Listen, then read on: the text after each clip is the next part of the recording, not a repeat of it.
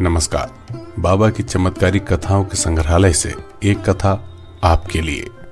ये कथा है बरेली निवासी प्यारेलाल गुप्ता जी की। वो कहते हैं ये किस्सा आज से लगभग 40 वर्ष पहले का है।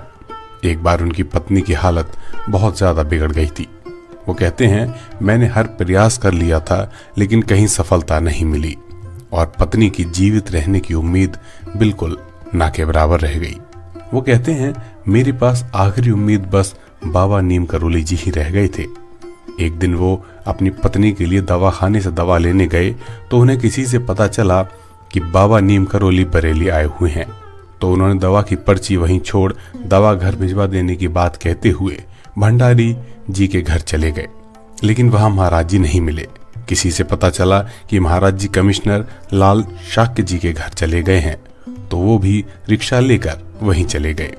लेकिन चपरासी ने उन्हें अंदर जाने से मना कर दिया, तो वो बाहर खड़े बाबा को अंतर मन से पुकारते रहे। तभी कुछ देर बाद बाबा घर से बाहर आ गए और बोले, जा रिक्शा ले आ, तेरे घर चलते हैं। लाल शाक्य ने लाख कहा कि बाबा मैं कार से छोड़ दूंगा, लेकिन बाबा उनकी कार में नहीं बैठे। रिक्शे में बाबा प्यारेलाल के घर आ गए।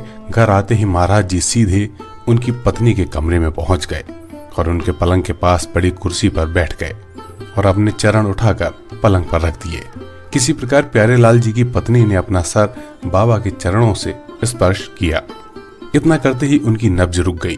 ये देख प्यारेलाल गुप्ता व उनके बच्चे दहाड़े मारकर रोने लगे, जिस पर बाबा चिल्लाते हुए बोले, मरी नहीं है, प्रभु इलाज कर रहे हैं। कुछ देर बाद उनकी पत्नी के शरीर में वापस से हरकत होने लगी। बाबा ने प्यारेलाल से एक नया कंबल मंगाया। बाबा ने अपना पुराना कंबल उनकी पत्नी को उड़ाते हुए नया खुद ओढ़ लिया और फिर उनकी पत्नी से पूछा, कैसा स्वास्थ्य है? उन्होंने उत्तर दिया, बाबा पहले से बेहतर लग रहा है। उसके कुछ देर बाद बाबा प्यारेलाल गुप्ता के घर से लाल शाक्य के घर चले गए। उस घटना के कुछ माह बाद प्यारेलाल गुप्ता जी की पत्नी पूर्ण रूप से स्वस्थ हो गई थी और वो दोनों पति पत्नी कैची धाम बाबा के दर्शन करने गए। आज के लिए इतना ही, फिर आएंगे बाबा के नए चमत्कारिक वीडियो के साथ।